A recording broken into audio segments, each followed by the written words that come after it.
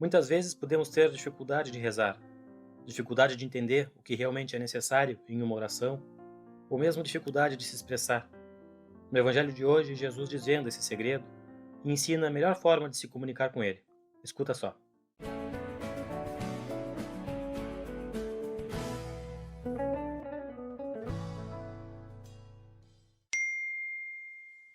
Proclamação do Evangelho de Jesus Cristo segundo Mateus.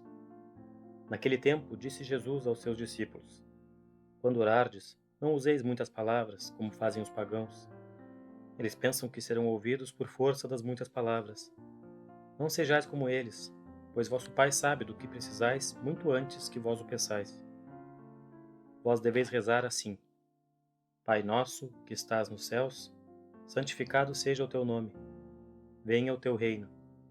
Seja feita a tua vontade, assim na terra como nos céus. O pão nosso de cada dia dá-nos hoje. Perdoa as nossas ofensas, assim como nós perdoamos a quem nos tem ofendido. E não nos deixes cair em tentação, mas livra-nos do mal. De fato, se vós perdoardes aos homens as faltas que eles cometeram, vosso Pai que está nos céus também vos perdoará. Mas se vós não perdoardes aos homens, vosso Pai também não perdoará as faltas que vós cometestes. Palavra da salvação. Glória a vós, Senhor. No Evangelho desta terça-feira, Jesus fala aos discípulos sobre a oração e o perdão. Ele ensina a oração que conhecemos hoje como Pai Nosso. E isso nos faz refletir sobre o verdadeiro significado dessas palavras e como podemos aplicar em nossas vidas hoje. Jesus começa alertando sobre a forma como nos comunicamos com Deus. Ele diz para não usarmos muitas palavras, como fazem os pagãos, que acreditam que serão ouvidos pela quantidade de palavras proferidas. Isso nos faz pensar quantas vezes nos pegamos repetindo a mesma frase várias vezes em uma oração, como se isso fosse fazer Deus nos ouvir mais. Ou quantas vezes também nos esforçamos para formular uma frase bonita ou uma frase cheia de efeito, como se precisássemos convencer Deus de alguma coisa, ou mesmo que pudéssemos convencer Deus de alguma coisa. Jesus está nos ensinando aqui que a oração não é uma questão de quantidade de palavras, mas sim de qualidade e de intensidade de conexão com Ele. É sobre sermos sinceros e abrir nossos corações e compartilhar nossas preocupações, gratidões e desejos mais profundos. É interessante notar como Jesus nos ensina uma oração tão simples e tão poderosa ao mesmo tempo. Ele nos mostra que a oração não precisa ser complicada ou cheia de palavras difíceis para ser eficaz. Na verdade, ele nos ensina a buscar o essencial: reconhecer a santidade do nome de Deus, desejar a vinda do seu reino e buscar fazer sua vontade aqui na terra. E, claro, pedir por nossas necessidades diárias, tanto físicas quanto espirituais. Cada pequena frase dessa oração poderia suscitar reflexões enormes e profundas. Desde o Pai Nosso, quando reconhecemos que Deus é o nosso Pai e que somos todos irmãos. Esse reconhecimento é importante e essencial na nossa caminhada.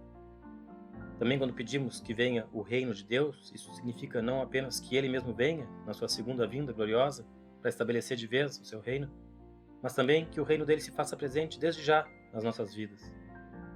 Também quando pedimos o pão nosso de cada dia, o que significa pedir apenas aquilo que necessitamos no nosso dia, seja de material, mas especialmente de espiritual também, a paz, a tranquilidade, o alimento, o abrigo. E assim, todas as partes dessa oração maravilhosa podem desencadear uma reflexão. Mas uma das partes mais desafiadoras dessa oração é quando pedimos perdão pelos nossos pecados, assim como perdoamos aqueles que nos ofendem.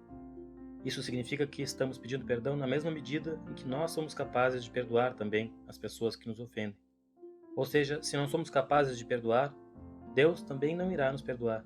Não porque Ele não queira nos perdoar, mas porque quando não perdoamos nossos inimigos, estamos demonstrando que não merecemos e não queremos o perdão.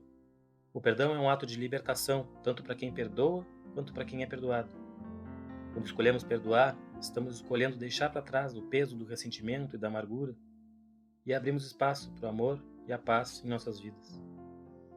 Mas sabemos que perdoar nem sempre é fácil. Às vezes, as feridas são profundas e a mágoa parece insuperável.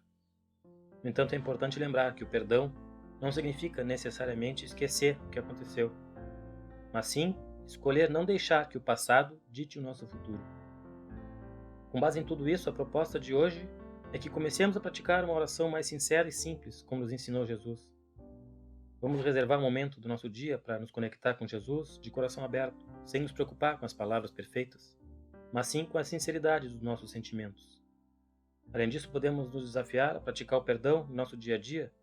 Se há alguém a quem precisamos perdoar, vamos tentar dar esse passo corajoso.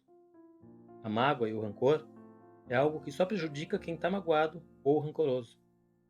Muitas vezes as pessoas com quem a gente se magoa nem sabem ou nem se preocupam, de forma que esse sentimento dentro de nós não faz nenhum sentido. E se alguém nos magoou, vamos tentar encontrar em nossos corações a capacidade de perdoar, sabendo que esse ato não só nos liberta, mas também nos aproxima muito do perdão de Deus, como diz a oração. E esse período de Quaresma é um convite para começarmos hoje mesmo esse processo de oração e de perdão, se é que já não iniciamos esse processo dentro de nós. Vamos abrir nossos corações e deixar o amor e a compaixão fluírem livremente, sabendo que assim poderemos viver verdadeiramente de acordo com os ensinamentos de Jesus. Em nome do Pai, do Filho e do Espírito Santo. Amém. Te convido a comentar aqui embaixo o que mais te chamou a atenção, ou como a gente pode ter uma conexão ainda mais profunda com Deus, e que a gente possa, durante todo esse período de Quaresma, continuar sempre com Deus.